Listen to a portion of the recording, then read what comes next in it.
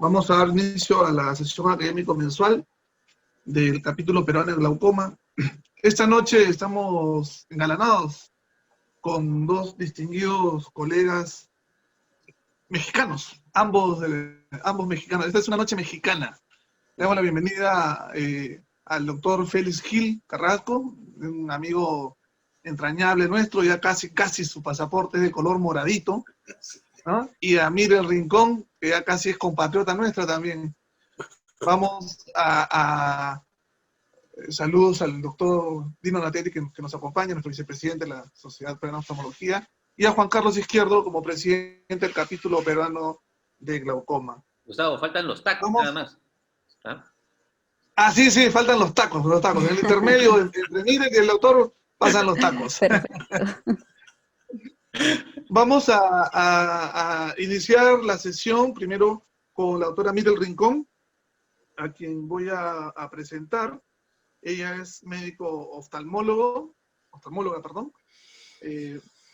mexicana, que ha hecho su especialidad en oftalmología y la subespecialidad en glaucoma en el Instituto Oftalmo Salud a cargo del doctor Juan Carlos Izquierdo.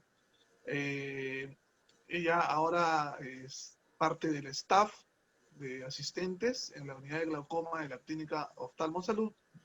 Y esta noche, Miren nos va a presentar el tema, hoy se me fue. Manejo de glaucoma primario de ángulo cerrado en pacientes fáquicos post cirugía filtrante. Le damos la bienvenida y les damos la palabra a la doctora Mirel para que nos brinde su charla. Después de ello haremos algunas preguntas y respuestas y como cerramos con broche de oro con nuestro maestro Félix después de la charla de Mirel. Bienvenida, Mirel. Adelante. Gracias, muchas gracias. Gracias a la Sociedad Peruana por la invitación. Estoy muy contenta de estar aquí con grandes expositores del glaucoma y muy feliz de compartirles este caso. Este caso más que nada es para compartir qué harían todos en casos tan difíciles como son estos pacientes con un glaucoma primario de ángulo cerrado que ya tienen una cirugía filtrante y que se están saliendo de control. Entonces, no inicia. Sí, ahí se ve la pantalla, ¿sí, verdad? Sí. Ahí está. Entonces, esta es una paciente femenina de 77 años de edad, la cual acude a nuestro servicio de glaucoma hace 3 meses, el 3 de agosto de este año. Es un caso clínico reciente. Y ella nos comenta que tuvo un cuadro de cierre angular agudo hace 6 meses en el ojo izquierdo y fue tratada con terapia máxima, la cual no fue suficiente, por lo cual le hicieron una trabeculectomía en el ojo izquierdo el 11 de mayo. Actualmente llega a la consulta usando solamente latanoprost y como antecedentes importantes solamente refiere hipertensión arterial controlada, niega familiares con glaucoma y otros antecedentes de importancia. En cuanto a la evaluación bajo lámpara de hendidura, como en la conjuntiva podemos ver que en el ojo derecho está sin alteraciones y en el ojo izquierdo vamos a tener una conjuntiva hiperémica, una bula plana de la trabeculectomía, aún se observan las suturas de nylon. Y en cuanto a la córnea, vamos a ver en el ojo derecho todo normal y en el ojo izquierdo tenemos una córnea con un edema, pliegues en la décemet, pigmento también en el endotelio. Aquí no tengo una foto en lámpara de hendidura para mostrarles, pero sí esta foto ya bajo microscopio donde se pierden un poco los detalles, pero más o menos para que se den una idea de cómo estaba la paciente.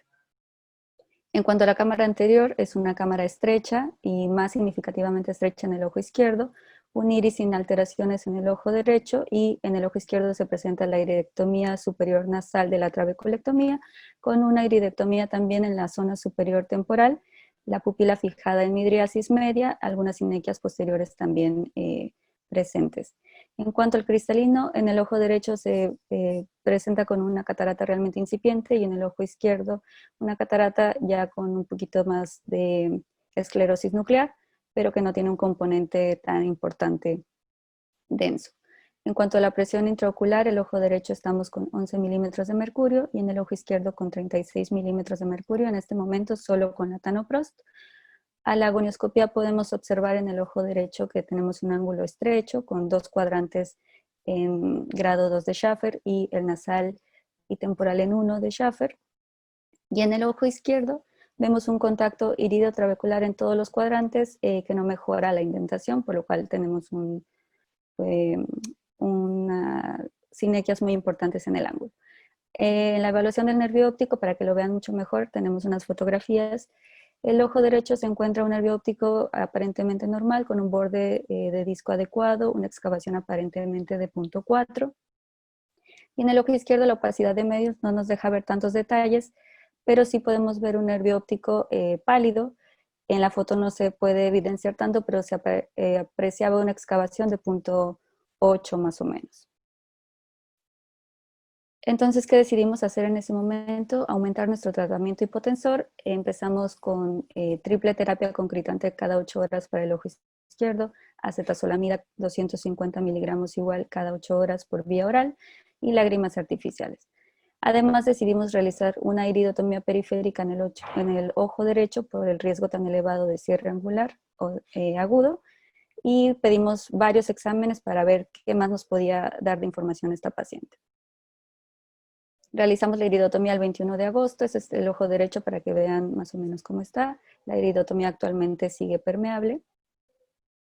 Este es el OCT del nervio óptico, solo pudimos tomar imágenes del ojo derecho donde se ven realmente fibras nerviosas relativamente conservadas, al igual que en células ganglionares, y una mácula de aspecto normal. En cuanto al campo visual, en el ojo derecho podemos ya ver un escalón nasal, aunque el examen tiene algunos errores, y en el ojo izquierdo nada más como representación gráfica, puesto que la paciente estaba con una agudeza visual de 20-200, pues obviamente no iba a ser un campo confiable, pero para que vean que más o menos cómo estaba la paciente en ese momento. Me voy a adelantar un poquito mostrándoles esto, pero para que vean que en cuanto a la biometría, los dos ojos son ojos pequeños, el ojo derecho con una longitud axial de 22.11 y el izquierdo más pequeño aún, de 21.57 milímetros, y sobre todo en el ojo izquierdo una marcada cámara anterior pequeña de 1.72 y un lente o un grosor de cristalino un poco grande para toda la anatomía de este ojo, ¿no? De 5.16. Otro de los exámenes sumamente importantes en los pacientes que tienen ojos pequeños, y por eso me adelanté a mostrarles la biometría, es la ecografía. Esta puede ser de mucha ayuda, puesto que nos puede ayudar a identificar procesos de fusiones coroideas y también, como se ve en nuestra paciente, un desprendimiento coroideo seroso importante, grande, del meridiano 4 al meridiano 9, y que su mayor amplitud está en el cuadrante superotemporal.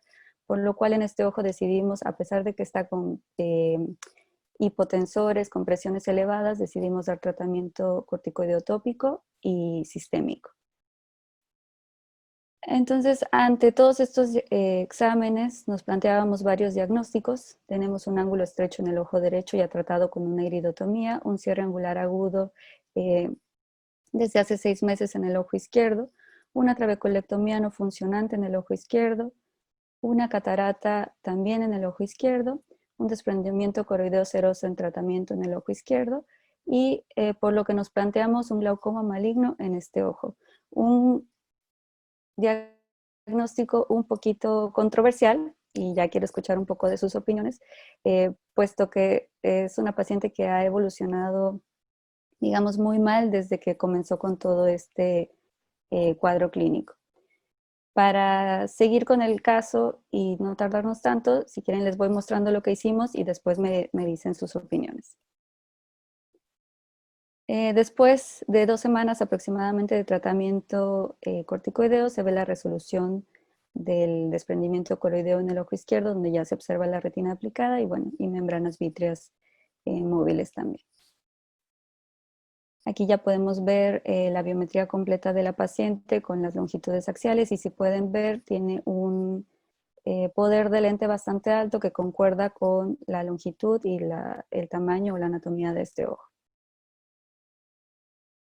En cuanto a la microscopía especular, podemos ver que en el ojo derecho es totalmente normal, con un conteo bueno de 2.165 células, Y en el izquierdo podemos ver, debido al edema, digamos, un conteo endotelial que no va a ser tan preciso, que nos arroja de 1000, pero si vemos la fotografía especular, pues no tenemos un conteo preciso.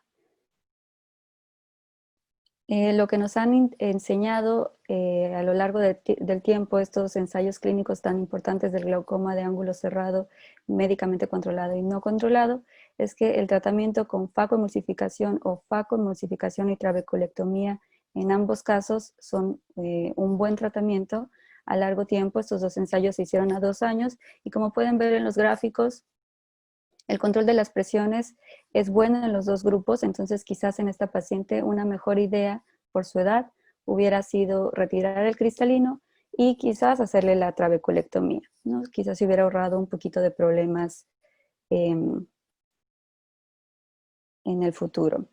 Por eso mismo no decidimos hacer nada con la trabeculectomía, no hicimos needling de la ampolla ni agentes antifibróticos para tratar de llevarla a un funcionamiento mejor. Y lo que sí nos planteamos fue hacer una facoemulsificación, colocar un lente intraocular, también hacer viscosinequiolisis de todo el ángulo, y si no fuera posible, goniosinequiolisis de manera manual, y una endociclofotocoagulación. Lo que queríamos aquí era mejorar la anatomía de la cámara anterior, aperturar el ángulo y darle mayor estabilidad de la presión a esta paciente. Como protocolo en todos estos casos y en cámaras estrechas les colocamos manitol a nuestros pacientes, 1 miligramo por kilo de peso, 30 minutos antes de la cirugía. Es muy importante recordar el uso de viscoelásticos en estas cámaras estrechas. Es sumamente importante, tenemos un endotelio muy dañado, con mucha inflamación. Cualquier movimiento que hagamos en la cámara anterior va a repercutir en el endotelio, entonces siempre tenemos que estar protegidos, y en ojos pequeños o de longitudes cortas, sobre todo si estamos frente a un ojo menor a 20 milímetros, siempre evitar colapsos de la cámara anterior para evitar efusiones coroideas. Entonces, estas son 3 de las cositas que siempre tratamos de hacer en estos pacientes de cámaras estrechas o ángulos cerrados. Entonces, esta es la cirugía de la paciente. Ella se operó el 22 de septiembre, así que tiene un control, digamos que relativamente corto aún. Entonces ahí se puede ver la iridectomía de la paciente, la superior nasal y la temporal.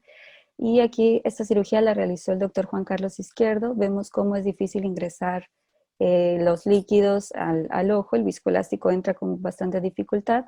En estos pacientes hay que hacer maniobras delicadas y tratar de siempre estar renovando el viscoelástico. Voy a ir adelantando un poquito la cirugía en aras del tiempo. Hacemos una capsulorhexis, hay que mantener una capsulorhexis controlada, tomándola varias veces, colocando viscoelástico cada vez que se colapse la cámara, y siempre importante hacerlo con microutratas o microforceps para tener una mejor estabilidad. Hacemos una hidrodisección delicada. Y también en este tipo de pacientes donde no queremos usar mucho ultrasonido, nuestra técnica preferida es hacer el press-slice o este doble chopper para fracturar el núcleo. Entonces se realiza una facoemulsificación normal. Vamos adelantando este pedacito. Colocamos viscoelástico y aquí la córnea se torna un poco más edematosa, por lo que decidimos desepitelizar a la paciente para tener mayor visualización. Aspiramos los restos de corteza y vamos con el viscoelástico por todo el ángulo para tratar de romper esas sinequias que existen. Colocamos el lente intraocular. Una vez colocado, podemos colocar ya viscoelástico en el sulco ciliar para empezar la parte de la endociclofotocoagulación. Ahí entramos con el endoscopio y empezamos a hacer la ablación de los procesos ciliares. Aquí en esta visión simultánea pueden ver en el lado izquierdo el endoscopio y lo que vamos observando ya en la visión endoscópica, los procesos ciliares. Este es un ojo, si se dan cuenta, con fibrina, sumamente inflamado, coágulos hemáticos, y vamos haciendo blanqueamiento y retracción de cada uno de los procesos ciliares, 360 grados, y lo hacemos abordando por las dos incisiones que ya habíamos hecho de la FACO.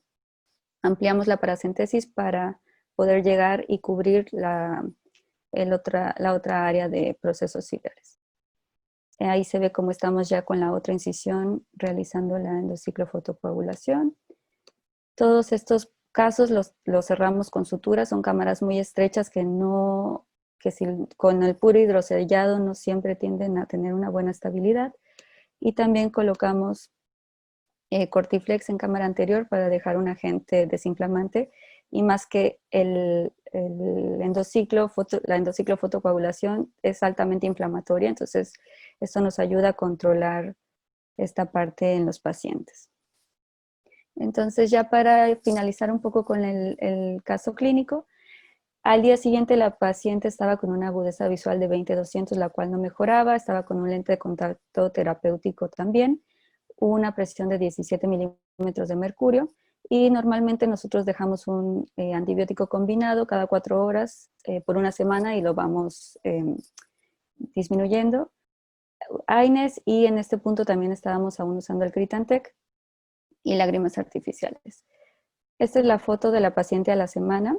Ahí se ve ya el lente intraocular colocado, las suturas de la cirugía, la presión aún elevada en 18, pero seguimos con tratamiento hipotensor con Critantec cada 8 horas. Y el último control que tenemos de ella justamente es, bueno, acá está otra foto para que se vea que todavía hay edema, pliegues. Es un ojo que entró inflamado a cirugía, por lo tanto le va a tomar un poquito más de tiempo la recuperación. Este es el control de hoy. La paciente sigue igual en 20-200, ya sin lente de contacto y sin las suturas en las incisiones, ya con presiones mucho más adecuadas de 14 milímetros de mercurio, y ya estamos con un combinado de brimonidina timolol cada 12 horas y con un esquema de prednisolona para seguir ayudando a desinflamar la córnea, además de lágrimas artificiales. Para recapitular un poquito, yo sé que el glaucoma maligno es un tema súper controversial, y para aclarar algunas dudas y traer un poco de información a la audiencia, recordemos que el glaucoma maligno es un término que se usó por von Graeff en 1869, más que nada para describir una complicación al realizar una iridectomía en el tratamiento del glaucoma de ángulo cerrado. También se le denominó maldirección del humor acuoso o bloqueo ciliolenticular, puesto que se postula que hay una rotación anterior del cuerpo ciliar, el humor acuoso fluye en dirección hacia el vitrio, empuja el diafragma iridocristaliniano, y esto va a obstruir el drenaje del ángulo camerular y va a haber un aumento de la presión. Otro de las teorías que explican el glaucoma maligno es el fenómeno de presión positiva de Kigley, y esto más que nada es una serie de eventos precipitados por una efusión coroidea, lo que lleva a presión positiva del vitrio, una mala conducción del humor acuoso a través de la hialoides anterior, lo que va a llevar a un estrechamiento de la cámara anterior y todo lo que hemos visto durante la presentación. Vamos a ver estos pacientes con un aplanamiento uniforme de la cámara anterior, de la periferia y el centro va a ser estrecho y va a ser muy diferente al ojo contralateral. El desplazamiento que va a tener este diafragma iridolenticular va a llevarnos también a observar en algunos pacientes cambios miópicos, aumentos de la presión y el cierre angular secundario.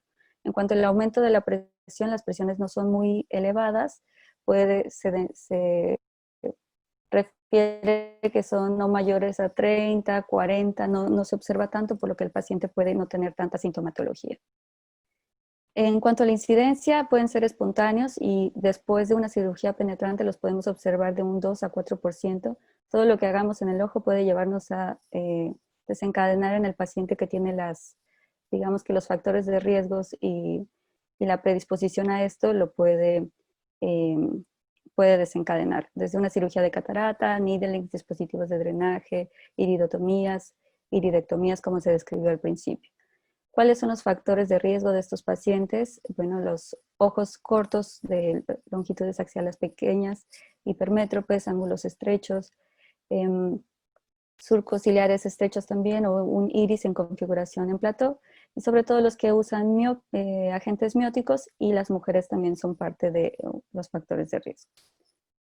¿Qué hay que hacer cuando sospechamos de esto? Siempre, siempre, siempre, siempre tenemos que realizar una iridotomía periférica. Si el paciente ya tiene una iridotomía periférica, podemos hacer una segunda. ¿Por qué se hace hincapié en esto? Porque queremos descartar por completo un bloqueo pupilar.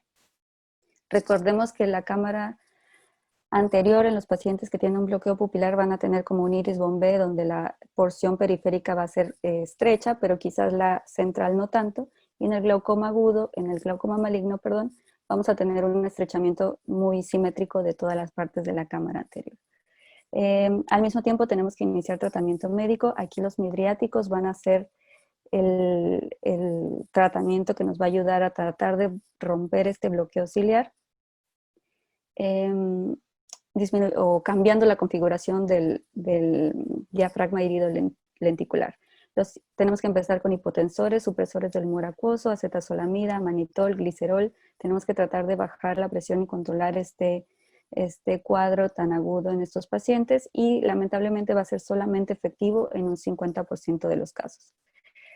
¿Qué vamos a hacer con los pacientes que persiste todo esto? De acuerdo a lo que nos han planteado en la fisiopatología, podemos hacer un orificio con jack láser en la hialoides anterior y esto se prefiere en los pacientes pseudofáquicos. Si nuestro paciente tiene una iridotomía periférica, podemos dar el láser ahí mismo para tratar de romper la cápsula posterior y la hialoides anterior. También podemos hacer uso de la fotocoagulación con diodo, como hicimos nosotros en este caso.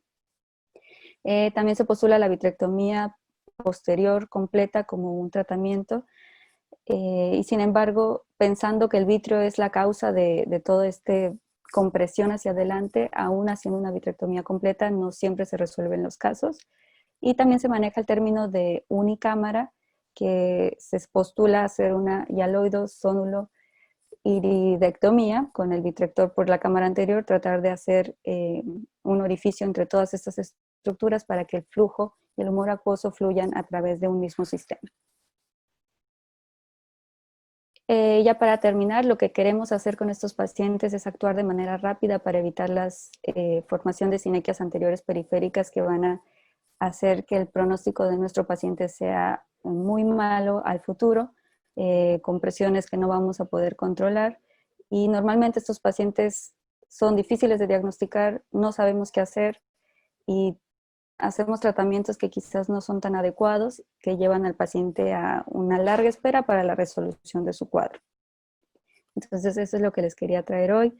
Me encantaría escuchar sus opiniones. Yo sé que ya los puse como a pensar un poquito más allá, porque es un diagnóstico muy controversial. Muchas gracias. Muy bien, Miguel, muchas gracias. Interesante el caso y el planteamiento, el enfoque que le han dado, tanto así como la resolución final. Yo quería preguntar, ¿no barajaron dentro de las posibilidades un componente facomórfico? ¿No se hizo, no llegaron a hacer una VM para contemplar justamente ya este diámetro anteroposterior del cristalino grande, que sea justamente la génesis de este problema? De todo el cuadro. No le hicimos un VM. Esta paciente viene derivada de nuestra sede donde tenemos los casos más sociales, entonces económicamente no era una paciente que tuviera muchos medios. Y después de hacer la ecografía con el desprendimiento coroideo, bueno, ya nos brincamos ese paso, pero efectivamente también el componente facomórfico es parte de todo este cuadro. Sí es un ojo pequeño con una cámara pequeña y un cristalino grande. Claro, ¿Sí?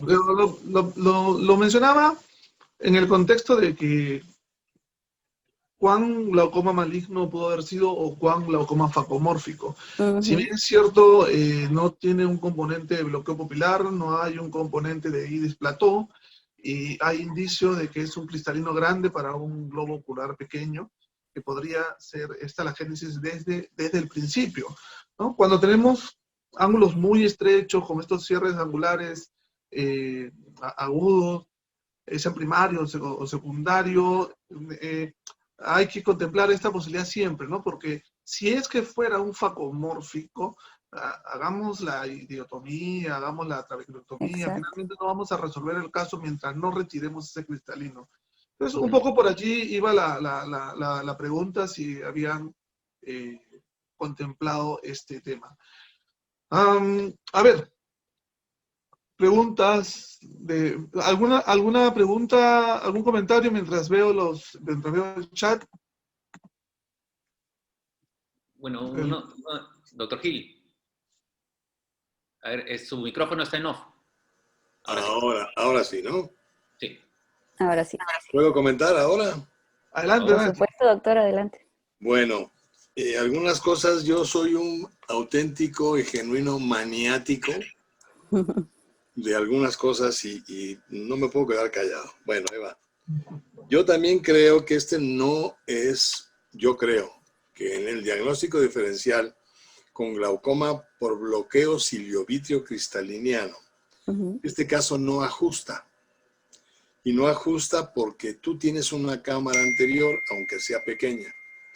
Tienes un ojo que es prácticamente nanoftálmico, con un eje anteroposterior muy pequeño y con un eje anteroposterior del cristalino muy grande. Yo casi me atrevería a pensar que este es un glaucoma facomórfico. A mí me gustaría repetir el eje anteroposterior y valorar si realmente encaja dentro de un ojo nanoftálmico. Son frecuentes este tipo de situaciones cuando en un ojo nanoftálmico haces una filtrante y tienes algún exceso de filtración en el posoperatorio inmediato, vienen todas estas cinequias, este tipo de cosas. Eso por un lado. Por otro lado, nada más una observación, perdón, pero yo así soy. Adelante, doctor. Me conoce. No estás dándole 1 miligramo por kilogramo de peso de mannitol, sino 1 gramo por kilogramo de peso. Bueno, yo creo que en este caso la solución que hicieron fue muy buena. Quitarle el cristalino, sea cual fuere o fuere cual fuere. Exacto. La causa de esta hipertensión o de este cierre angular, quitar el cristalino fue una solución adecuada. Yo a lo mejor no le hubiera hecho ese procedimiento destructivo, ese procedimiento ciclodestructivo, porque a un ojo inflamado le vas a agregar mucho más inflamación con el proceso ciclodestructivo. Quizá yo hubiera hecho una trabeculectomía o algún otro tipo de cirugía filtrante y una cápsulo y aloidotomía en el posoperatorio inmediato. Acaban de ponerle el lente, hacer la cápsula y aloidotomía. Exacto.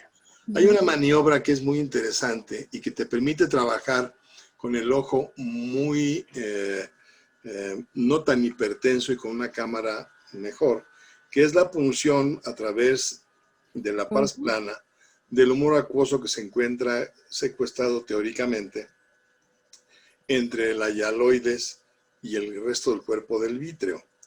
Si esto hubiese sido posible hacer, les hubiera ayudado para tener, en el caso que hubiera sido un glaucoma maligno, para tener una cámara más profunda que pudieran llenar, porque ya vi que Juan Carlos ahí sufrió un poco con la llenada tanto del azul como del viscoelástico. Entonces, a lo mejor esto hubiera podido funcionar.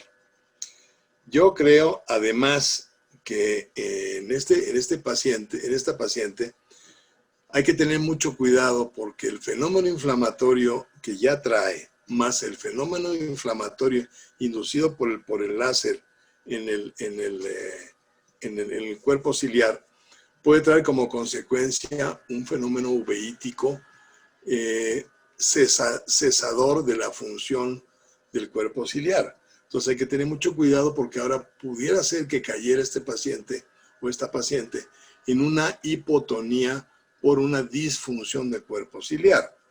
Yo en lo particular soy muy temeroso de este tipo de glaucomas y prefiero hacer las cosas por pasos. A lo mejor, en este caso, yo le hubiera hecho una trabeculectomía común y corriente, le hubiera quitado el cristalino, que es obligado y perfectamente quitado. Juan Carlos, te viste muy bien ahí en eso. Y después hubiera hecho una cápsula y aloidotomía posterior. Yo observaría. Si la presión no se controla, entonces a lo mejor otro procedimiento, pero si la presión se controla, me evito el darle un fenómeno inflamatorio agregado con la fotocoagulación. Es un punto de vista muy particular. Y como antecedente, tenía ya 2 iridectomías, ¿ah? O sea, 2 trabeculectomías como antecedente. Y el componente inflamatorio, al hacer una tercera trave, yo creo que iba a fallar, pero arriba de un 80% fijo, ¿ah? Que falle esa bula en ese paciente. Yo nada más había oído de una trabeculectomía previa, ¿no? Sí, es que así Tenía vino, uno. pero tenía 2 iridectomías así, una superior y una nasal superior. Entonces, yo creo que se hizo una trave también antes, ¿ah? Porque esa no es iridotomía, ese es quirúrgico. Es quirúrgico, sí. Sí. La Entonces paciente tenía, no brindaba mucha información tampoco sobre la cirugía, No, la señora no hablaba mucho tampoco, ¿no? Pero yo pero creo que... habían 2. bueno, yo ya dije lo que pienso. Puede ser una Muchas gracias. tercera trave, y yo creo por mi lado no la haría. Yo le haría una cirugía filtrante, es más, en estos casos, hace muchos años, muchos años, hacíamos esclerectomías sin cubierta, hacíamos una esclerectomía de espesor total y reformábamos la cámara con aire y hacíamos con con una aguja de insulina, hacíamos la cápsula y aloidotomía posterior vía pars plana. Y en estos casos, a veces, cuando se trata de ojos nanoftálmicos, funciona, porque el comportamiento del cierre angular sí pudiera parecerse de alguna manera a un bloqueo ciliovítreo, sin que sea realmente un bloqueo ciliovítreo, ¿sí? Pero para evitar hacerle un procedimiento que pudiera ser más inflamatorio, como la fotocoagulación del cuerpo ciliar, ¿no? De los procesos ciliares. O sea, esas ventanas esclerales, ¿no? Que están descritas por... No me acuerdo Hellman, creo que es. Sí. ¿Qué hubieran opinado de manejar el caso con una FACO válvula, ¿no? Un FACO dispositivo de drenaje? También podría ser. Porque tenía pues ya el antecedente de una trave fallida, ¿no? Y acá en nuestro medio, con nuestros ojos power, como dice el doctor Ojeda, es lo más probable que una nueva trabeculectomía fuera también a fracasar, ¿no? Una Yo por eso tercera... dije filtrante. Si es un implante válvula, Claro. yo que soy un maniático de las válvulas, hubiera puesto una válvula, evidentemente. Yo no tengo acceso a un endociclo y probablemente mi plan quirúrgico hubiera sido eso, ¿no? Una facoválvula, definitivamente. Sí, ahí Pero interesante la forma de manejarlo, ¿no? sí, es lo bonito de la discusión, ¿no? Porque, o sea, en mi experiencia, estos casos los resuelvo de esta forma siempre, ¿no? Y en mis manos, o sea, el resultado siempre mente ha sido bueno en bajar la presión intraocular, ¿no? Y no irme a la hipotonía. Gracias a Dios. Qué bueno. Muy bien, muy interesante. A Pues ver muchas si gracias. hay alguna otra pregunta del panel.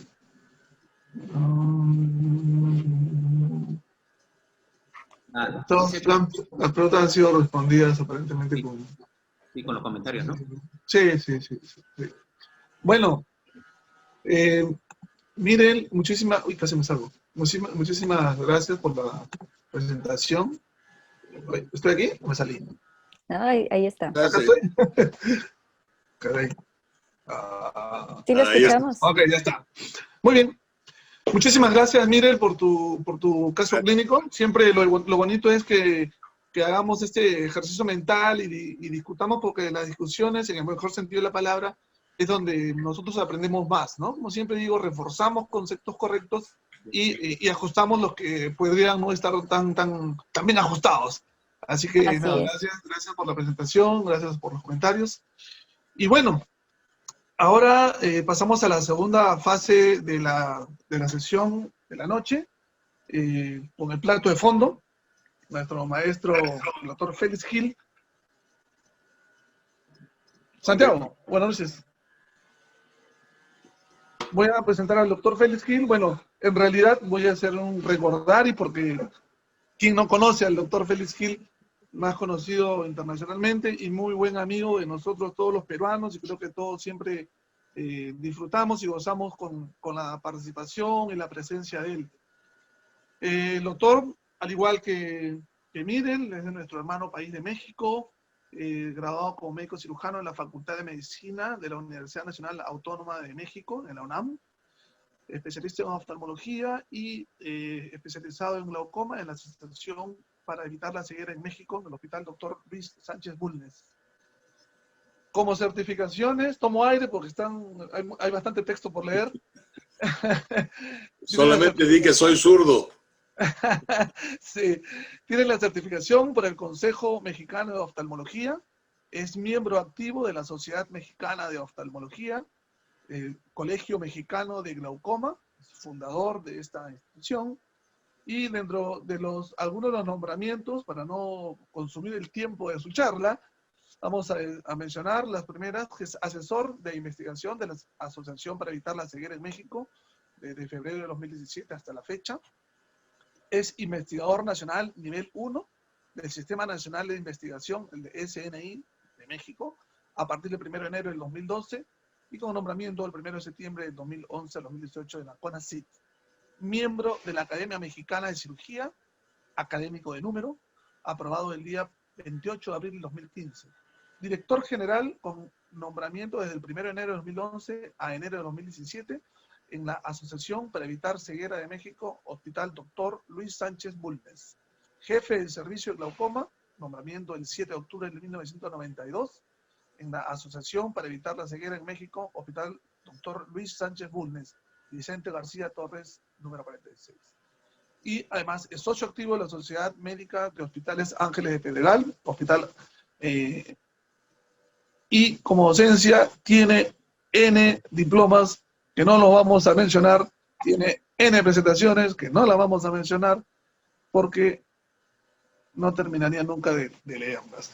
Doctor, bienvenido una vez más a esta reunión con nosotros. Le veo también a Santiago Encinas, miembro del capítulo, vocal del capítulo penal glaucoma, a quien también le damos la bienvenida.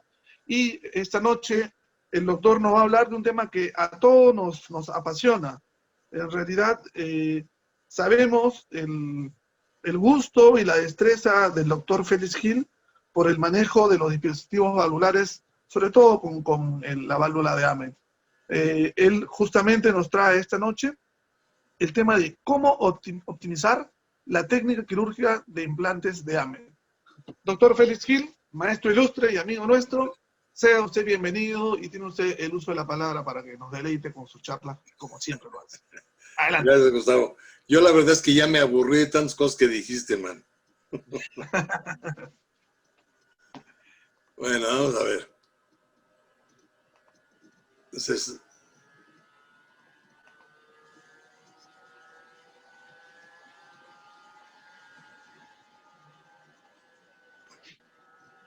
¿se ve, verdad? Sí. Ok. Bueno, la idea de dar esta charla solamente es el poder compartir y comentar con ustedes algunas cosas que a mí me parecen interesantes como para que se pueda tener un mejor resultado con los implantes valvulares. Hay mucha gente que piensa que los implantes valvulares deben de utilizarse como un segundo recurso después de una cirugía filtrante convencional tipo trabeculectomía, etcétera, etcétera.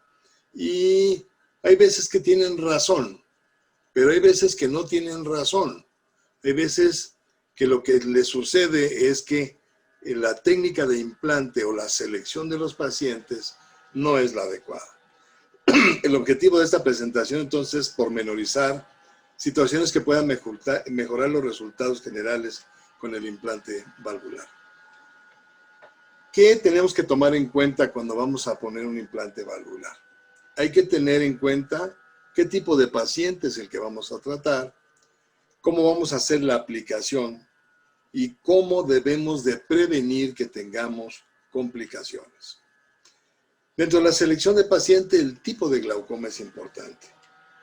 Sabemos que tienen una indicación precisa en glaucomas de difícil control con las técnicas convencionales, como el glaucoma neovascular, como los glaucomas inflamatorios, como los glaucomas congénitos en los cuales hay una córnea demasiado gruesa o ya tuvo algunos procedimientos previos de los convencionales, y en algunos glaucomas primarios de ángulo abierto en jóvenes o en pacientes que han sido plurioperados.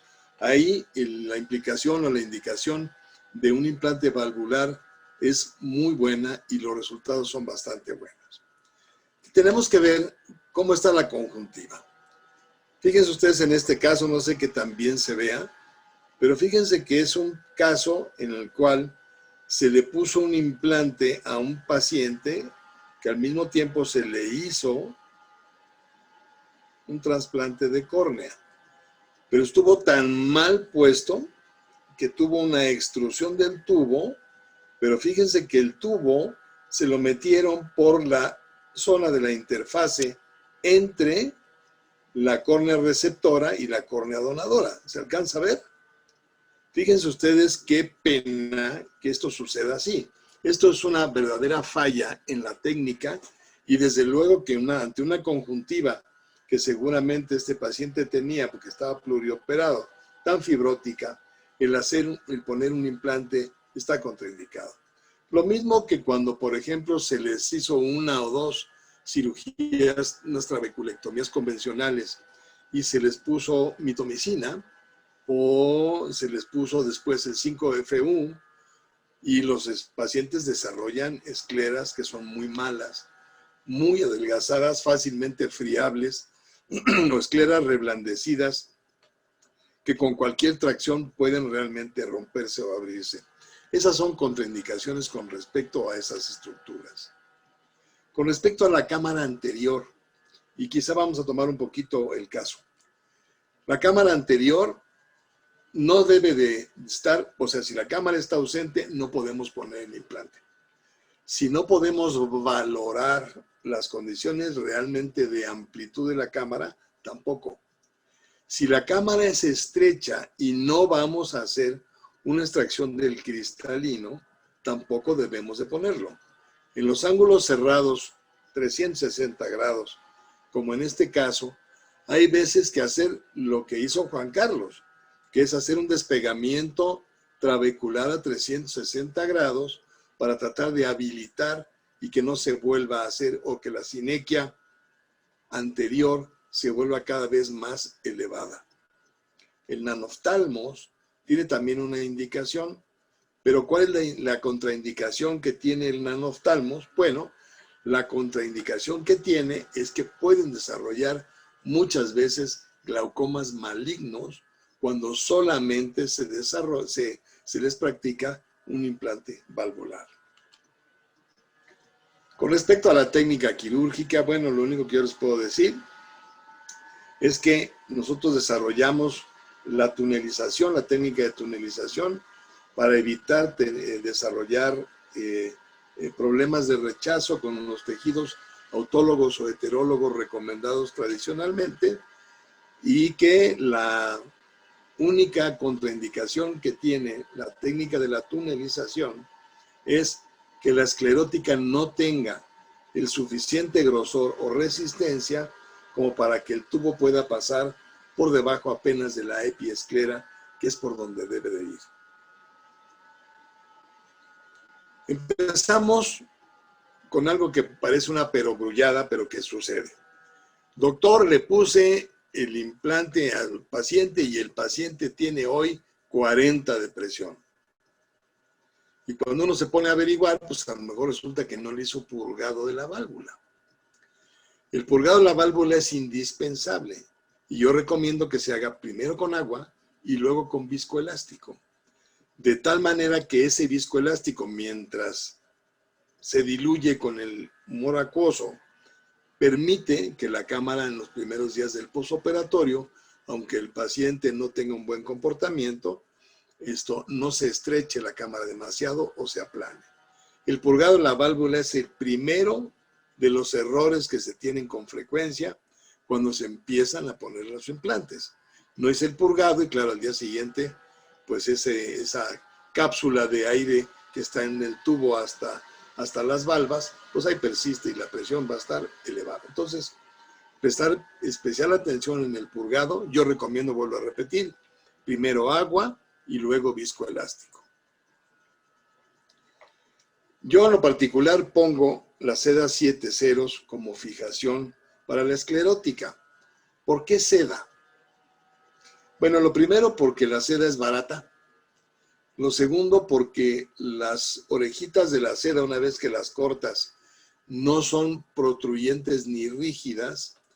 Lo tercero porque la seda va a inducir un fenómeno fibrótico focal que permite que el implante valvular quede ya fijo en su posición, aunque después pueda haber fenómenos degenerativos en la esclerótica. No utilizar, por favor, nylon, porque el nylon desgarra la esclerótica una vez que se fija y una vez que empieza a haber filtración y se empieza a formar la vesícula de filtración. Eso hace que la válvula, el cuerpo de la válvula, tenga movimientos que pudiera de alguna manera desgarrar. El nylon es inhibidor del fenómeno fibrótico y entonces la cicatrización no se lleva a cabo como se tiene que llevar. Los absorbibles, desde mi punto de vista, tampoco se deben de utilizar y entonces me quedo con la seda, que es buena, bonita y barata, y en todos lados está. La fijación debe de ser en 2 puntos, como vamos a ver un poco más adelante, y yo antes de meter el cuerpo valvular ya le pongo, como ustedes están viendo aquí, previamente ya fijada la válvula, fijada la seda. Esta parte de aquí que muchos me dicen que está por arriba del tubo, no, está por abajo del tubo, porque si la pongo por arriba del tubo, voy a producir aquí un estrangulamiento y una dificultad para el drenaje del acuoso, para la salida del acuoso hacia el sistema valvular y hacia la vesícula de filtración. El colgajo. Yo siempre busco el cuadrante temporal superior, es el más inocuo, es el mejor, etcétera, etcétera. Y hago una base fornix de 90 grados con 2 incisiones conjuntivales relajantes. Procuro que sea lo más cercano al limbo. Si puede ser límbica la incisión, mejor. Aún en casos en los cuales el paciente tenga una trabeculectomía previa. Después hago una disección muy minuciosa del atenon, exponiendo directamente la esclerótica. Hay un ligamento que no se describe con mucha frecuencia, pero que existe, que es un ligamento intermuscular entre el recto superior y el recto lateral. Ese ligamento, si ustedes no lo cortan, la válvula no va a tener una buena fijación. Entonces, ese ligamento que es plano, está pegadito a la epiesclera. Entonces, lo importante de aquí es que ustedes expongan la epiesclera, que ustedes pasen encima, si ustedes quieren, las mismas hojas de la tijera y no haya ningún movimiento de ninguna estructura encima de esa epiesclera. Eso quiere decir que ustedes están en el plano correcto. ¿Qué pasa si no hago una buena disección? Bueno, si hago una buena disección, voy a meter el cuerpo valvular sin problema. Lo comparo con una cama que está bien hecha, ¿no? Está bien hecha, las sábanas están bien colocaditas y todo. Si las sábanas no están bien colocaditas, o sea que aquí hay tenon, etcétera, etcétera, ¿qué sucede? Que me va a costar mucho trabajo meterlo y además va a quedar algunos remanentes de tenon alrededor de la válvula que no deben de estar ahí.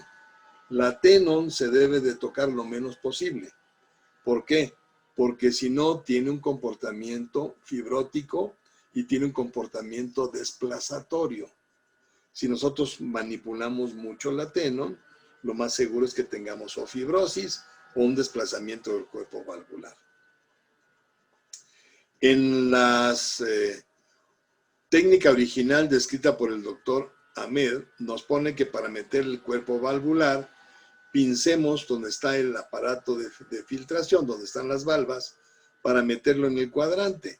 Yo la verdad es que no recomiendo que se pince de ninguna manera, ni en el cuerpo, ni donde está el sistema valvulado. ¿Por qué?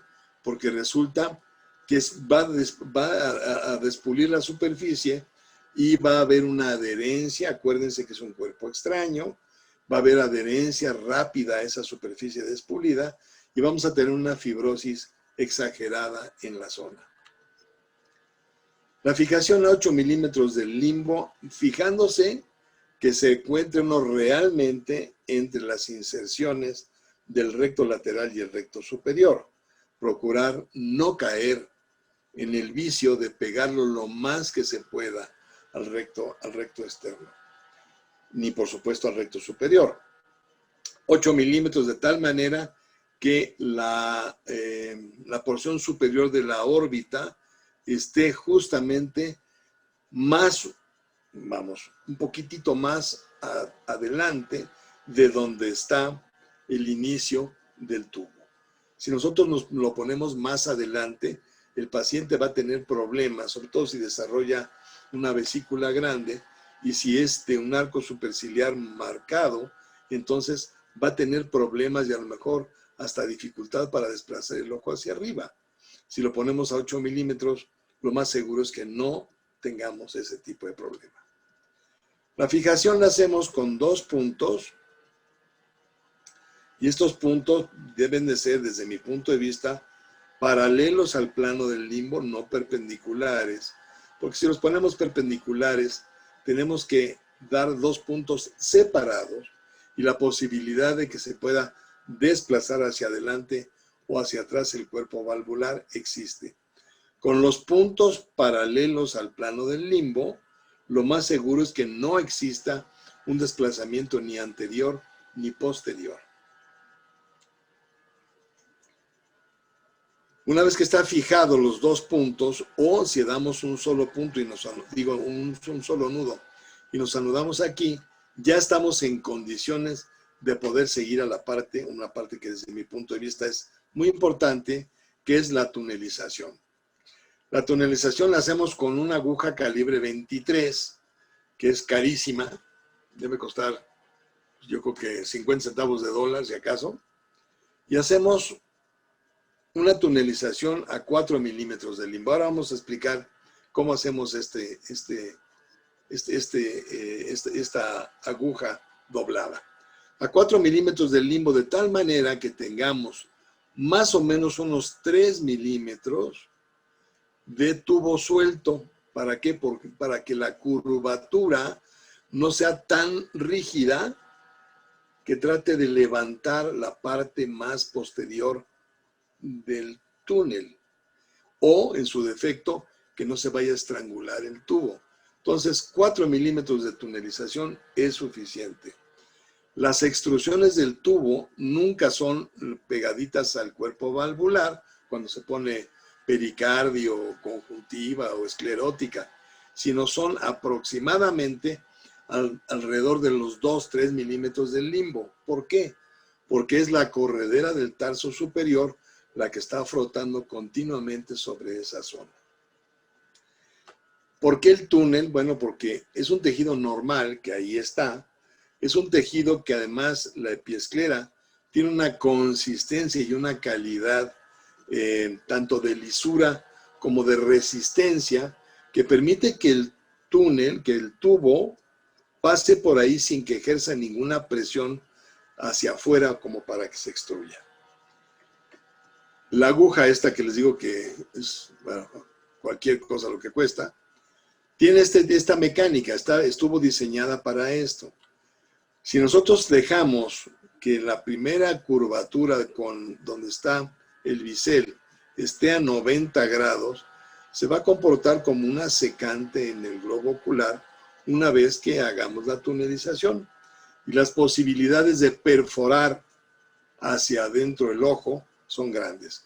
Si lo hacemos con un poquito menos de 90 grados, va a comportarse como una situación tangente, de tal manera que no va a tener la tendencia a perforar, sino solamente a disecar. Con la idea de que una vez que llegamos al limbo, tenemos que levantar el bisel, la base de la aguja, y con el bisel penetrar a la cámara anterior. Ahora vamos a ver cómo lo hacemos. ¿Por qué hacemos esto? Porque son 2 arcos de curvatura diferente, el escleral y luego el corneal. Si nosotros seguimos con el arco de curvatura escleral, el tubo va a tocar el endotelio. Tendremos entonces que corregir el tubo para que entre en un plano paralelo al plano del iris y entonces el tubo se encuentre realmente entre la córnea y el iris en un plano de intersección sin que toque el endotelio. Una vez que hicimos esta tunelización, sacamos el tubo inyectando un poquito de viscoelástico para que esa tunelización quede real y no solamente aparentemente virtual. Hacemos el corte biselado del tubo con un bisel superior, de tal manera que tengamos una boquita más grande que lo que es la luz del tubo. Y procedemos a la introducción del tubo a la cámara anterior, en donde tendremos una cierta resistencia cuando llegamos al limbo, porque ahí es donde está el cambio de dirección, pero si lo hacemos con un poquito de bisel, ese bisel va a permitir tomar fácilmente el cambio de dirección y penetrar a la cámara anterior. Procurando dejar, dependiendo del caso, pero entre 1 y 4 milímetros, promedio 2 milímetros en la cámara anterior. En algunos pacientes que tienen un conteo celular endotelial bajo, como podría haber sido el caso que presentaron, la verdad es que no conviene que el tubo entre en forma perpendicular al limbo, sino conviene que entre en forma un poco lo más paralelo al limbo, de tal manera que el espacio intracorneal sea un poco mayor que cuando se penetra en forma perpendicular y mantenga fijo el tubo a que aunque el paciente se frote, no esté tocando el endotelio. Y por supuesto, la cantidad de tubo dentro de la cámara anterior tendrá que ser menos de 2 milímetros cuando se haga esta técnica alternativa de dar un poquito de oblicuidad a la metida del tubo en la cámara anterior. Y luego afrontar la conjuntiva junto con la Tenon, con la misma seda 7 ceros, unos puntos separados, que la zona que está encima del limbo quede a tensión, y colorín colorado, se acabó el chiste de implantar la válvula, desde mi punto de vista, con las mejores condiciones. Entonces empezamos con la peritomía y después hacemos la disección de la Tenon. La disección de la Tenon se tiene que hacer, les vuelvo a decir, con mucho cuidado, para que tengamos realmente una disección completa e inclusive disecando lo que les decía de ese ligamento intermuscular.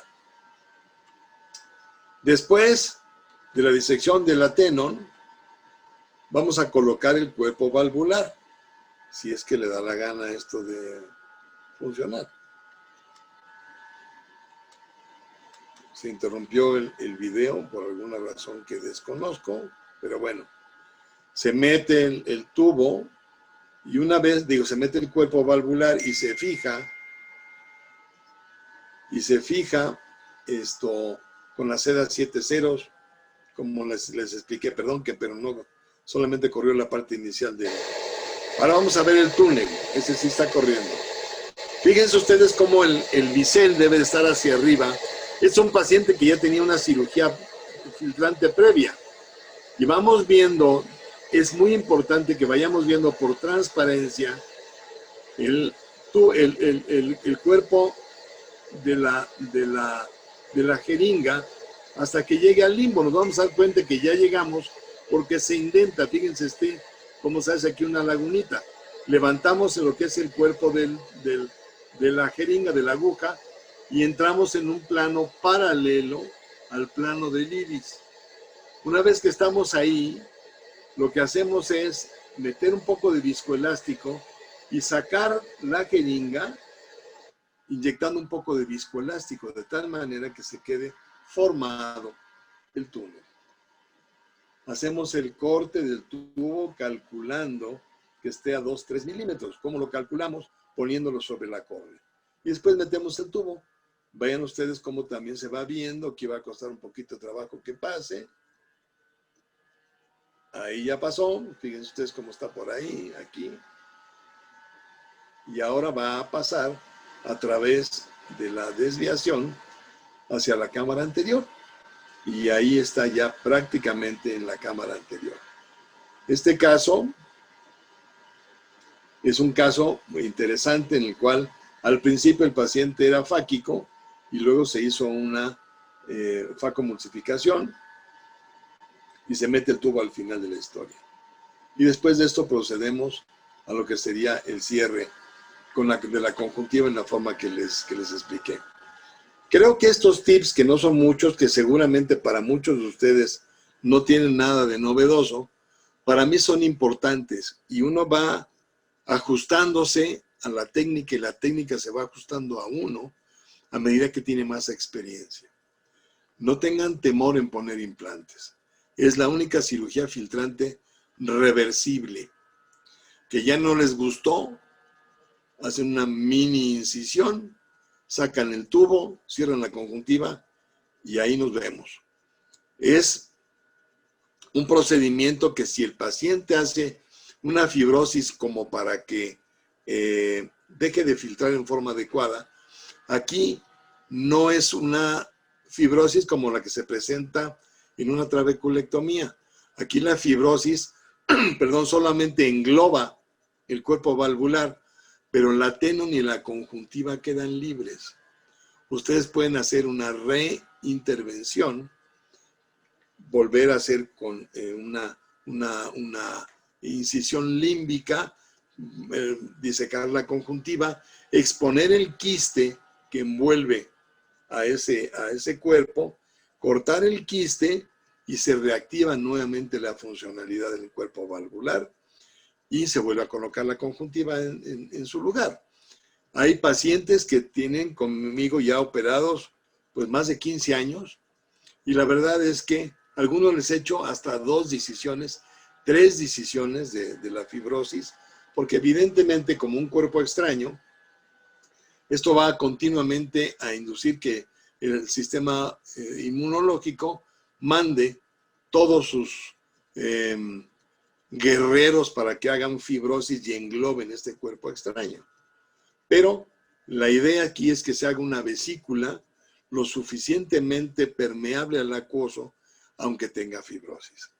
En las veces que haga falta se puede hacer la fibrosis, la disección, el destechamiento que llamamos nosotros, y el paciente generalmente recupera su normotensión. Y hasta aquí llego. Muchas gracias. Si hay dudas, preguntas, pues de una vez.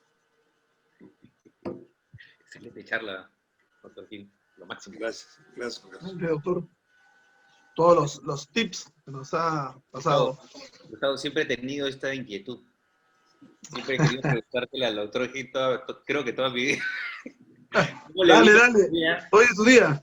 ¿Cómo le vino la idea de la tunelización de la aguja 23? ¿Cómo fue ese proceso? Tú sabes que la necesidad es la madre de muchas cosas, ¿no? Pues fíjate lo que son las cosas que yo tenía un paciente, de los primeros que empecé a operar, y resulta que tenía un injerto de esclerótica para recubrir. Y entonces empecé a trabajar, a hacerle poner el cuerpo de la válvula y todo el rollo, y de repente mi ayudante brillantemente tiró la esclerótica. Y en el Hospital de la Ceguera no teníamos más esclerótica. Y entonces dije, bueno, pues mira, si lo que estamos poniendo es esclerótica, pues vamos a usar la propia esclerótica. Y de ahí vino la idea. Hicimos el primer caso. Debo de confesarte que en el primer caso tuvimos que hacer el túnel varias veces, porque metía el tubo y el tubo tocaba el endotelio, y tocaba el endotelio, y tocaba el endotelio. Sí, coño, ¿cómo le hago para que no toque el endotelio, no? Entonces dije, bueno, pues vamos a cambiar la dirección en el limbo. Un poquito más de pase a través de la córnea mantiene el tubo en su lugar. Y por ahí fue la idea. Y luego empezamos a hacer un montón de conejos, procurando valorar cuál era realmente la forma en que debíamos de abordar la cámara anterior. Y los benditos conejos nos dieron la idea de que había que hacer el levantamiento en cuanto estás en el limbo. lo más que puede pasar es que cuando estás en el limbo, te das cuenta porque hay como se forma como un laguito, hay una indentación. En ese momento, si tú levantas demasiado y el ángulo no es abierto, a lo mejor vas a llegar al iris. Pero si tú tienes la posibilidad de fijarte si el ángulo tiene la suficiente apertura, seguro vas a entrar a la cámara anterior sin tocar el iris. Y una vez que estás ahí, pues inyectas el viscoelástico, sacas la aguja inyectando el viscoelástico, y así como quedó tu aguja, va a quedar el tubo. Perfectamente bien. Esa fue la idea. Así Doctor Gil, buenas noches. ¿Qué tal, Santiago? ¿Cómo está? Doc, varias preguntas porque el chat está que revienta de preguntas, ya son demasiadas, usted es demasiado famoso, usted sabe. Pero primero he visto que, no sé si es por el video o por la tendencia, sobre la preferencia sobre la S2 sobre la FP7. No sé si usted tiene alguna preferencia en relación y en su experiencia, alguna causa mejor fibrosis. Y a propósito de esa pregunta, no sé si, creo que la ceguera participó en algún estudio sobre la M4, creo que no hubo una buena respuesta. ¿Cómo les fue con eso? Bueno, mira, yo sí prefiero ahora ya la de silicón porque de la otra ya no hay. La de silicón no me gustaba porque le habían hecho unos agujeros que hacían unas sinequias con la esclerótica terribles. Y entonces no me gustaba mucho. Pero ahora que ya no tiene agujeros, me gusta mucho. Está muy bien, se puede manejar muy bien, etcétera, etcétera. Y ya la utilizo con mucha frecuencia. Te permite tener menos fibrosis. Y a lo mejor no en cantidad, pero sí en la calidad de la fibrosis. ¿Por qué? Porque es mucho más biocompatible el silicón. Entonces te hace unas fibrosis que ese tejido fibrótico, nosotros hemos hecho algunos estudios sometiendo a presión líquido a través de ese tejido fibrótico y comparado con las convencionales, digamos, de antes, y es mucho más fácil que pase el acuoso, el líquido a presión, cuando es una fibrosis inducida por silicón. ¿Por qué pasé este tipo de válvula? Porque es el video que tengo para este tipo de presentaciones, pero me gusta el otro. ¿Y cuál era la otra pregunta que me hacía? La M4, ¿cómo les fue con la M4? Pues mira, nosotros hicimos inclusive una publicación al respecto, porque la verdad es que nos fue muy bien. Tuvimos los mismos resultados que con la FP7, los mismitos. Lo que pasa es que yo creo que esto ya fue una decisión de parte del grupo AMED en concreto, que yo creo que era demasiado cara la válvula, porque darle esa cubierta no era tan fácil, era realmente caro y técnicamente no era sencillo hacerlo, ¿no? Pero la verdad es que es excelente, a mí me fue muy bien. Tengo pacientes que todavía están con esa válvula, que no han tenido la necesidad de ser sometidos al estrechamiento, lo cual quiere decir que el comportamiento biológico de esa estructura realmente inhibe de alguna manera la cicatrización y permite que lo que se mete ahí funcione como un filtro para que por ahí pase el acoso. Lo que sí me preocupa es si yo tuviera que quitar una M4.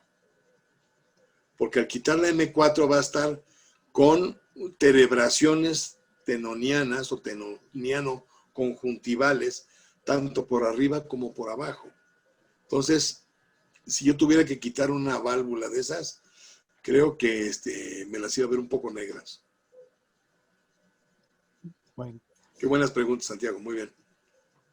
Doctor, pero en el postoperatorio, ¿cómo maneja los esteroides? Y en el momento que tenga que reiniciar las drogas antiglaucomatosas, ¿en qué secuencia o cuánto tiempo espera para reiniciar una prostaglandina? Bueno, mira, yo en el posoperatorio lo manejo con esteroides de tipo prednisolona con mucha frecuencia. Porque sé que en la fase inflamatoria cicatricial, aunque esto sea un cuerpo extraño y no nada más una cicatriz y un corte, sino que se comporta como un cuerpo extraño, el esteroide es el único que te permite que inhibas que la síntesis de prostaglandina cicatricial se lleve a cabo en abundancia. Ahora estamos usando algunos inhibidores que por ahí vamos a tener ya una publicación prontito y que es miren, aquí traigo uno, por ejemplo, para que lo veas. Se llama Fibroquel.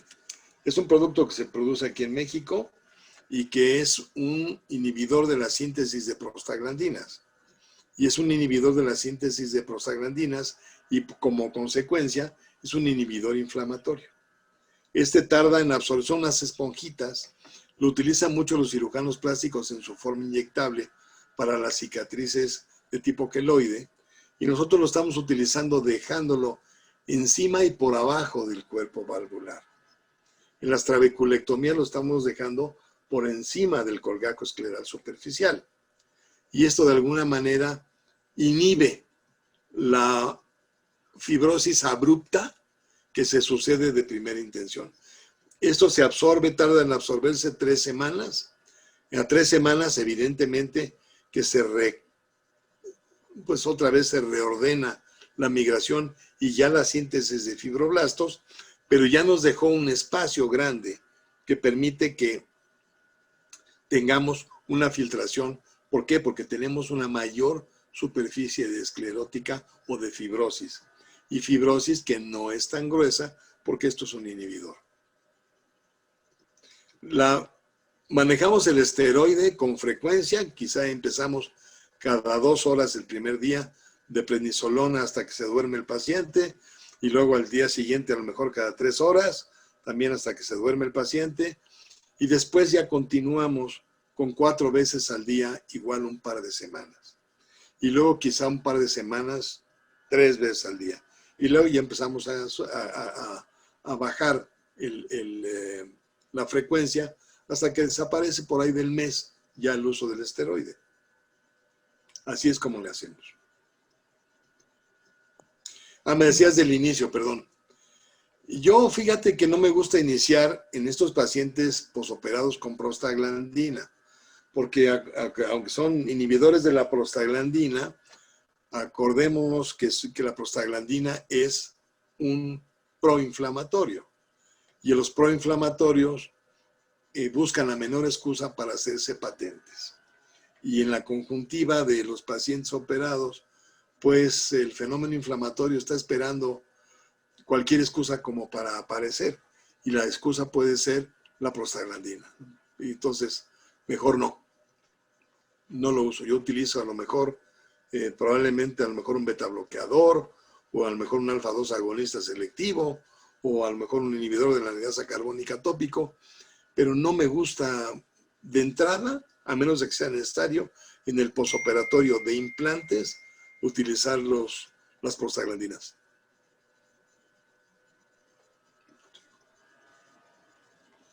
No se te oye, Gustavo. No se te escucha, Gustavo. No se te escucha, Gustavo. Doctor Félix, para un poco resumir un poco las preguntas que hay en el chat, porque son muchas, hay 2 inquietudes, digamos, a grosso modo. Una es, en el caso de que coloque una segunda válvula, ¿cuál es su cuadrante favorito? Si hace alguna modificación en la técnica, si alguna vez utiliza la pars plana como una opción para algunos casos específicos, y en los casos de retina, por ejemplo, si hace algún cambio cuando hay bandas de retina, un poco de esos casos. Y las otras inquietudes es sobre la córnea y el tubo, ¿no? Si retira tubos cuando ve que el recuento endotelial está disminuido, si lo recoloca, si de repente ha visto que después de un tiempo el conteo celular empieza a disminuir, si hace un seguimiento de esto. Un poco resumiendo las inquietudes que hay en el chat. Sí, evidentemente que hay muchos pacientes que se operan ya con un recuento celular endotelial bajo. En estos pacientes de preferencia no hay que ponerles el tubo, pero si ya se les puso el tubo o se les va a poner el tubo porque tienen un glaucoma neovascular, por decir algo, entonces es preferible que en vez de que la entrada sea realmente perpendicular en el limbo, sea una entrada que sea transversal, para que tengamos mayor superficie de la córnea manteniendo el tubo, y el tubo debe de quedar corto para que el tubo no se mueva. La corriente del acuoso que va a pasar por el tubo es una corriente que muchos dicen, no, es que la misma corriente es la que te va a quitar la célula. No, porque no es una corriente que esté continua. Realmente, cuando una válvula ya está funcionando, deja de ser válvula. Para lo único que es interesante después de que pasan 2 meses es porque es unidireccional, pero ya el mecanismo valvular como tal no funciona. ¿Por qué? Porque ya pocos milímetros de mercurio son los que permiten que pase. No es un flujo fuerte que esté limando el endotelio corneal. Entonces, quizá el cambio en la forma de entrada haga que tengas una mayor, mejor dicho, que tengas menor pérdida de células endoteliales. Perdóname, ¿qué otra cosa me habías preguntado? Y había un poco sobre la posición del tubo, por ejemplo, retroidianos, o si ponía pars plana, en casos de Sí. bandas, también hay muchas preguntas sobre los casos Sí. de operados de retina. Sí, mira, yo por ejemplo en los pacientes que son pseudofacos, trato de dejarlo por detrás del iris, que tampoco tiene mayor problema. Aquí hay un truco muy fácil, que es que te metes con el viscoelástico por la córnea, empujas con viscoelástico el iris para que toque el endotelio corneal, o sea, para que se vaya hacia la córnea, y cuando haces la tunelización, pues vas a encontrarte por detrás del iris, metes el tubito y De ya todas nos maneras. vemos. La única diferencia es que aquí tienes que fijarte que el tubo tiene que ser mucho más largo. Pero claro, la presencia del iris va a impedir, digamos, que toque el endotelio corneal. Por vía pars plana, yo pongo muy pocos tubos a nivel retiniano. ¿Por qué? Porque no he encontrado todavía un sistema que me dé la seguridad que no voy a tener luego fugas a través peritubales con los codos y con esas cositas. No me gustan. Y no me gustan porque el paciente no deja de ser un humano que va a hacer esto. Porque le picó, porque le entró una basurita y se va a frotar. Y a mí me ha tocado ver cómo alrededor de el codito tiene un hermoso elemento de filtración. Por supuesto que para que esto funcione tiene que estar vitrectomizado al 100%. Si no está vitrectomizado al 100%, esta a la larga se va a tapar. Las válvulas inferiores, Doc, ¿qué cuadrante? El segundo implante lo hago nasal superior. También, Nasal superior. Si veo que hay alguna restricción nasal superior y no lo puedo poner ahí, lo pienso muy bien. Porque los implantes valvulares inferiores, todos hacen una megavesícula, unas pelotas de este tamaño, perdón, y terminan siendo no funcionantes. Yo, si veo que el paciente no le puedo poner el implante en el cuadrante nasal superior, el segundo implante, cuadrante nasal superior, trato de hacer lo posible por reimplantarlo en el temporal. O reemplantarlo. Incluso si hay silicón en cámara anterior. Si hay silicón en cámara anterior, tienes que hacer primero la extracción del silicón. Tengo unas fotografías muy bonitas en donde se ve todo el silicón emulsificado, se ve muy bonito dentro del tubo y dentro de todos lados. Eso del silicón es un cuento, porque resulta que pues, el paciente cuando se duerme se pone en decúbito dorsal, ¿verdad? Entonces, ¿qué pasa con esos tubos inferiores? Que porque el silicón se va arriba, sí. Pero cuando tú te acuestas, que el paciente se pasa unas horas del día acostadito, pues el silicón está en el centro. Y entonces, ¿qué sucede? Bueno, pues la presión positiva que hay de la cámara anterior hacia el tubo hace que el tubo se llene de silicón. El paciente que tiene silicón debe de estar con el silicón extraído o que le quede poquito silicón para que aunque se emulsifique pueda haber una buena filtración y un control tensional. Mi punto de vista. Doc, ¿y hace mucho needling para poder controlar esa bula de estas válvulas de Amex?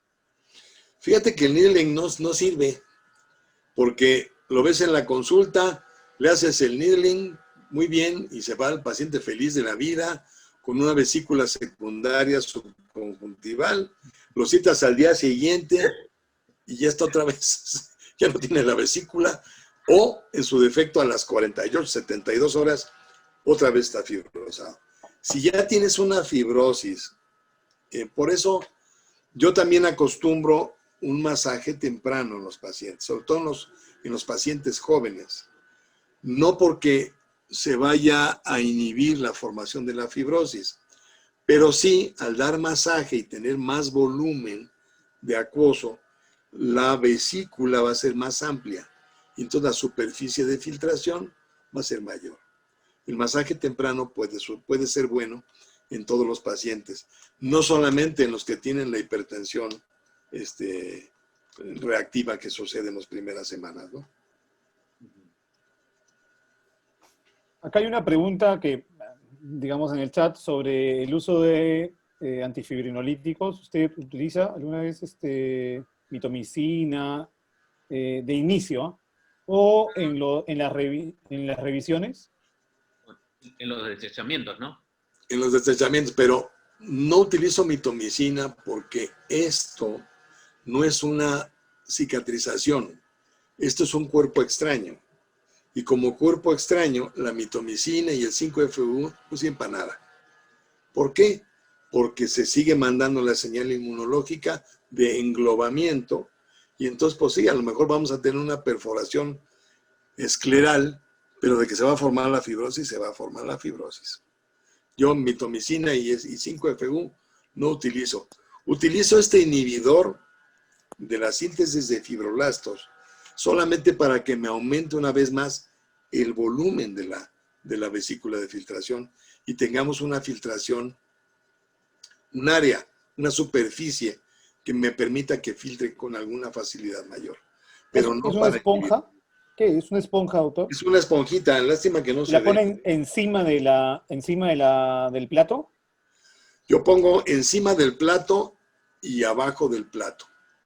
De tal manera que también en la superficie inferior, que si ustedes han quitado alguna válvula, cuando quitan la válvula, la superficie escleral, es como si fuera un pulimiento, ¿verdad? Está, pero liso, bonito, precioso, como si lo hubieras pasado ahí con un papel de lija y le hubieras echado luego ahí, no sé, cualquier situación que le deja en ultra pulimiento, pero no hay filtración. Y también parte de la filtración es a nivel escleral.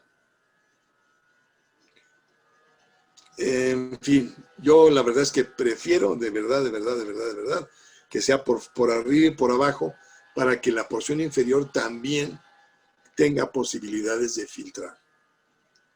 Yo sé que no voy a inhibir la cicatrización, pero vuelvo a repetir, quiero dar un volumen, un área, una superficie mayor de filtración. Por si acaso, Gustavo quiere hablar hace rato, pero no puede porque su micrófono... No, su micrófono está prendido, pero algo le ha pasado. Tiene un problema de conexión ahí con el audio. Así que lo hemos visto hacer mímicas a cada rato. No sabe. No tenemos... No, Está jugando charada. está jugando a mimo. Bueno, no sé si Juan Carlos tienes otra pregunta o algún comentario. Sí, una inquietud más que todo, ¿no? Porque Doc siempre habla de dispositivos valvulados, ¿no? Pero de los no valvulados como que no le escucho mucho. No, ni me vas a escuchar. Mira, antes de poner los valvulados, Ajá. yo estuve poniendo los no valvulados. Ajá. Y la verdad es que me fue muy mal.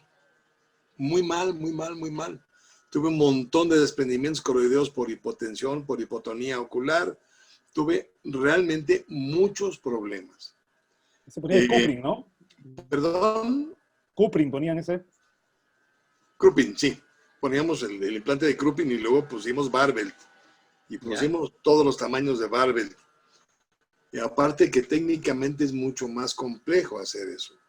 En aquella época no se sellaba el tubo, sino que no se hacía la colocación en el tubo, sino que en un segundo tiempo En 2 fases. entrabas ya a la cámara anterior, de tal manera que tuvieras ya la fibrosis primaria no estimulada por el acoso, porque el acoso del glaucomatoso tiene una serie de lipoproteínas que son también inductoras de fenómeno cicatricial. Si ustedes se acuerdan o vieron a sus maestros, cuando tenían una cirugía intracapsular y los puntos no quedaban muy bien, se formaban unas vesículas preciosas que decían, híjole, es que no se veía bien. Pero el chiste está en que se había formado una vesícula, porque el humor acuoso tiene características, en el no glaucomatoso, tiene características de inhibición de la cicatrización. Pero en el paciente con glaucoma, esa lipoproteína, que es un natriopéptido que se segrega, perdón, en la aurícula derecha, tiene la capacidad de producir una fibrosis mayor. Esa es la razón por la cual toda la cirugía filtrante está condenada a fracasar. La presencia del acoso. Entonces, así es, no creo ni en el 5FU ni en la mitomicina. Gustavo, igual no lo podemos escuchar a Gustavo que quiere hablar. Ahí te escuchamos, Gustavo. Ahora, así. Ahí sí. Ahí sí. Bueno, no sé qué pasó. Mil disculpas, pero gracias a Santiago y Juan Carlos que siguieron con la moderación. A la hora de hacer, cuando hablaba usted de la maniobra de dejar el tubo detrás del iris en cámara posterior, con esta maniobra es muy fácil ingresar, pero creo que también deberían de tener presente de no dejar de hacer la angulación, porque no hacerlo puede hacer que el iris quede levantado después. Claro. Porque es una consideración que deben de tener cuando hacen. Si la angulación es obligada, en cualquier posición que vayas a dejar el tubo, obligada. Porque pero esa maniobra son es dos genial. diferentes arcos de curvatura, ¿no? Sí. Y el otro punto de dejar el tubo un cachito más largo, por doble razón, ¿no? Porque si es que el bisel lo hicieron adelante, para saber, y porque cuando quedan muy al ecuador del lente o el cristalino, a veces puede irse hacia atrás y al día siguiente están con una presión en el cielo. Creo que es otra consideración que también deberíamos conservar, ¿no? Y también a veces, ¿sabes qué pasa, Gustavo? Que si lo dejas que no aparezca por el área pupilar, tienes que hacer el bisel hacia atrás. Sí. Pero ahora dime cómo estás seguro de que el bisel está hacia atrás. Sí, no está de lado. Ya, si el paciente cae en hipotonía, se va a tapar. Yo ya en realidad ahora lo dejo con el bisel a nivel de la pupila, o sea, con bisel adelante. Prefiero verlo a no verlo y después estar sufriendo, haciendo IPs y todo lo demás. Ya quedé curado, realmente. Ya no les hago el bisel atrás, siempre adelante, pero visible por la pupila, apenas visible, ¿no? Sí, señor. Así es como yo creo que debe quedar también. Genial. Muy bien. Ha sido un lujo tener al doctor Félix Gil. No, hombre, es un placer y un honor para mí. Muchas gracias. Yo la verdad es que, y Gustavo lo sabe muy bien porque tengo pues más cercanía con él, que para mí la verdad es que yo me siento como en casa cuando hablo con ustedes. Y cuando voy a tu país, pues me la paso más que bien, me la paso excelentemente bien. De verdad, muchas gracias, me he sentido muy honrado y la verdad que aquí estoy. Si en algo puedo ayudar y en algo puedo servir, pues aquí estamos. La verdad, muchas gracias por la invitación. Gracias, doctor. Yo reitero las palabras de Santiago, de Juan Carlos. Es un lujo para nosotros tenerlo a usted y como lo menciona, ¿no? El doctor siempre está dispuesto a colaborar con nosotros cada vez que he acudido a él, ha sido en automático, su respuesta sí, cuenta conmigo y estábamos muy contentos y con mucha expectativa hoy día. He visto que hemos superado el número de colegas conectados, ha Bueno, hecho récord el maestro y nada, siempre sabemos que usted lo hace con mucho gusto. Nosotros realmente lo percibimos y creo que cada uno de nosotros somos muy contentos de contar con su presencia y ojalá sigan viniendo más oportunidades. Muchas esperamos. gracias al doctor Gil, muchas gracias a Mirel. Quiero invitar a Juan Carlos o a Santiago si quieren decir alguna última palabra antes de dar por cerrada la sesión. No, yo creo que hoy día hemos aprendido muchísimo, tanto por la charla de Miguel, que fue muy buena para la discusión, y además con el doctor Gil, que quién mejor que él que para hablar de válvulas, que en realidad es lo que vemos día a día, así que gracias. Gracias nuevamente a los dos y gracias, doctor Gil, por la disposición siempre acá con nosotros los peruanos. Esta es su casa, como usted sabe. Gracias. Juan Carlos. Nada, darle las gracias al doctor Gil, lo máximo, siempre sus tips, creo que todos los aprovechamos y sobre todo las discusiones, ¿no? Que es lo que en realidad es lo más provechoso, me parece. Muchas gracias. Al contrario, muchas gracias. A nombre del capítulo peruano de glaucoma y de la Sociedad Peruana de Oftalmología, una vez más, muy agradecido por su participación y quedamos eternamente agradecidos y contentos con sus charlas. Un fuerte abrazo. Gracias, Como siempre, y hasta pronto, doctor. Gracias. Cuidarse Doctor. mucho. Un aplauso para el doctor. Mirel, felicidades. Gracias, doctor. Cuídate mucho. Al estilo, Buenas noches, al estilo sí. del doctor Izquierdo, aplausos cibernéticos. Prendan sus micros, que prendan sus micros. No pueden, pero no importa.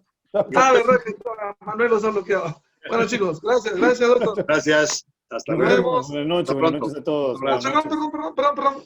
El próximo mes de noviembre es la última sesión del capítulo, de todos los capítulos. O sea, nos queda una sesión todavía hasta el tercer miércoles de noviembre. Va a estar Gabo Lescano, va a estar en la próxima sesión. Sí. Especial. Bye. Bye, nos vemos. Nos vemos. Chao.